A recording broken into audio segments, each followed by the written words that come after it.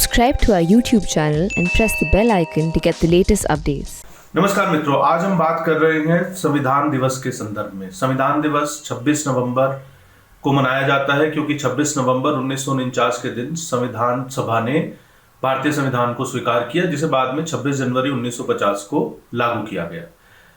संविधान दिवस के संदर्भ में यह देखना महत्वपूर्ण होगा और दिलचस्प भी होगा कि समान नागरिक आचार संहिता यानी कि यूनिफॉर्म सिविल कोड को लेकर हमारे जो कॉन्स्टिट्यूशन मेकर्स थे, संविधान निर्माता थे, उन्होंने क्या बहस की।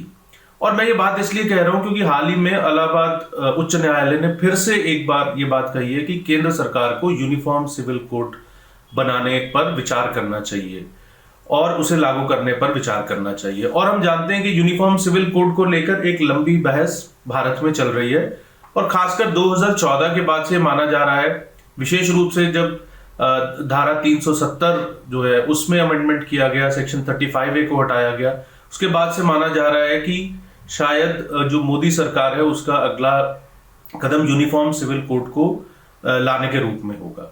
तो ये देखना महत्वपूर्ण होगा कि संविधान सभा में इस मुद्दे पर क्या बहस हुई और यूनिफॉर्म सिविल कोड पर ओवरऑल संविधान सभा का क्या व्यू था।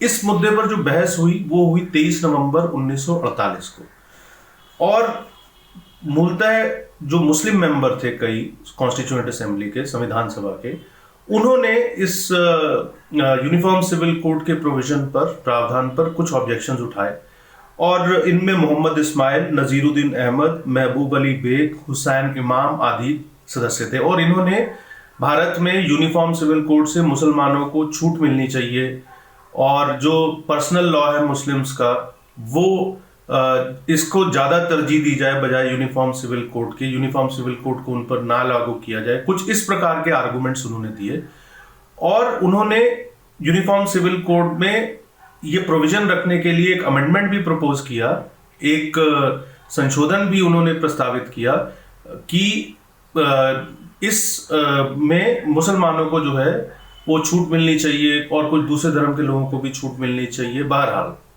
मोहम्मद इस्माइल, नजीरुद्दीन अहमद, महबूब अली बेग, हुसैन इमाम, इन्होंने अमेंडमेंट प्रपोज की और बहस में हिस्सा लिया और अपने आर्गुमेंट्स रखे। ये लोग यूनिफॉर्म सिविल कोड की अवधारणा से सहमत नहीं थे।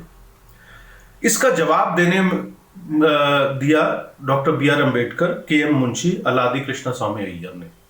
और बड़ा दिलचस्प जो है वो डिबेट इस मामले पर चला। उसमें डॉक्टर अम्बेडकर जो है उन्होंने एक बड़ा दिलचस्प, सबसे पहले डॉक्टर अम्बेडकर ने ही जो है इसके ऊपर अपनी बात रखी। तो डॉक्टर अम्बेडकर जो है उन्होंने एक बड़ा दिलचस्प तर्क दिया कि यूनिफॉर्म सिविल कोड से मुसलमानों को दिक्कत क्यों हो रही है, या मुस्लिम सदस्यों को दिक्कत क्यों हो रही है। 1935 तक जब भारत आजाद नहीं था और नॉर्थ वेस्ट फ्रंटियर प्रोविंस, उत्तर पश्चिमी सीमा प्रांत जो है वो भारत का ही हिस्सा था, उसके अंदर 1935 तक हिंदू मुसलमानों सभी पर हिंदू कानून, हिंदू लॉज लागू थे, शरीयत वहां लागू नहीं था। ये डॉक्टर अम्बेडकर का कहना था। ये तो 1939 में जो सेंट्रल लेजिस्लेटिव असेंबली थी उसने एक कानून बनाया जिससे कि शरीयत लॉ को वहां पर लागू किया गया। तो 1935 तक कोई ऐसी दिक्कत नहीं थी, वही कानून मुसलमान मानते थे, वही कानून हिंदू मानते थे। तो अब जो है ऐसी क्या दिक्कत हो गई कि यूनिफॉर्म सिविल कोड को जो मुस्लिम सदस्य हैं उनको इस पर आपत्ति हो रही है। तो एक प्रकार से 1935 तक नॉर्थ वेस्ट फ्रंटियर प्रोविंस, जो कि तरीके से मुस्लिम मेजॉरिटी वाला जो इलाका था, वहां पर मुस्लिम बहुसंख्यक में थे, उसके अंदर भी जो है वो हिंदू कानून लागू थे। एक तरीके से आप कह सकते हैं कि यूनिफॉर्म सिविल कोड लागू था, मुसलमानों के लिए कोई अलग से कानून जो है वो लागू नहीं था।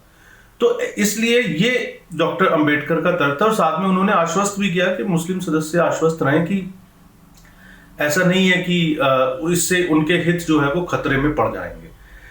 इसके अलावा जो कन्हैयालाल माणिकलाल मुंशी थे और अलादी कृष्ण स्वामी अय्यर, इन लोगों ने जो तर्क दिए, मैं उनका एक समरी, एक समअप करके उसके जो है कुछ प्रमुख बिंदु आपके साथ एक दो बिंदु साझा करता हूं।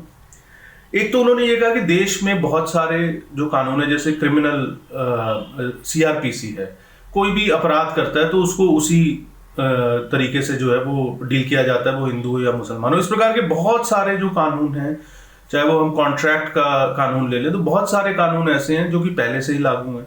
तो अब यूनिफॉर्म सिविल कोड आ जाएगा तो इसमें उनको क्या दिक्कत होनी चाहिए। ये एक पहला तर्क था। दूसरा था कि एक राष्ट्र बनाने के लिए, एक मजबूत राष्ट्र हमारा जो है वो बनकर आगे बढ़ता रहे, इसके लिए ये जरूरी है कि अलग अलग लोगों के लिए अलग अलग पर्सनल लॉज ना हो, बल्कि सब एक ही कानून के दायरे में आए। तो ये जो ब्रॉडली आर्गुमेंट्स है उसके फेवर में यूनिफॉर्म सिविल कोड के थे, और उधर जो यूनिफॉर्म सिविल कोड जो के अगेंस्ट जो है वो भी मुस्लिम सदस्यों ने आर्गुमेंट दिए। कुल मिलाकर फिर इस को जो है वो रखा गया सामने कि इसे स्वीकार किया जाए या ना किया जाए। संविधान सभा ने यूनिफॉर्म सिविल कोड को स्वीकार किया। उन्होंने कहा कि इसे लागू करना चाहिए। ये डायरेक्टिव प्रिंसिपल्स में नीति निर्देश जो है हमारे उसके अंदर चला गया। लेकिन संविधान सभा ने जो मुस्लिम सदस्यों ने अमेंडमेंट्स प्रपोज की थी या जो उन्होंने इसको जो है इसका विरोध जताया था उसको एक प्रकार से अस्वीकार किया और यूनिफॉर्म सिविल कोड को लागू करने के लिए एक प्रकार से हरी झंडी दिखाई।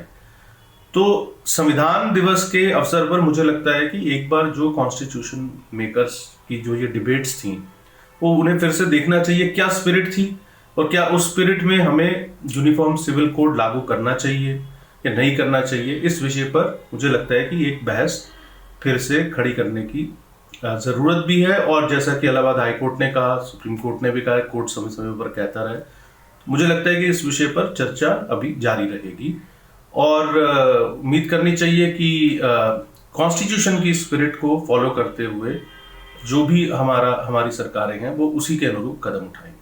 तो आज के वीडियो कॉलम में इतना ही। जल्दी मिलेंगे अगले वीडियो कॉलम में एक नए विषय के साथ। तब तक के लिए नमस्कार।